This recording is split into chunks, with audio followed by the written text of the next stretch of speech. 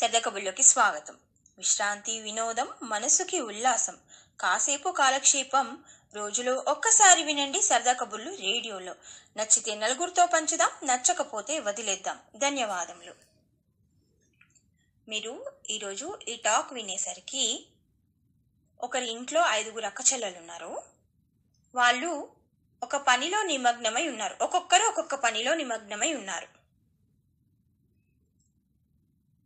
అయితే లత తోట పని చేస్తుంది, గీత వంట చేస్తుంది, సునీత చదరంగం ఆడుతుంది, కవిత పుస్తకం చదువుతుంది. మిగిలింది వనిత. వనిత ఏం పని చేస్తుంది?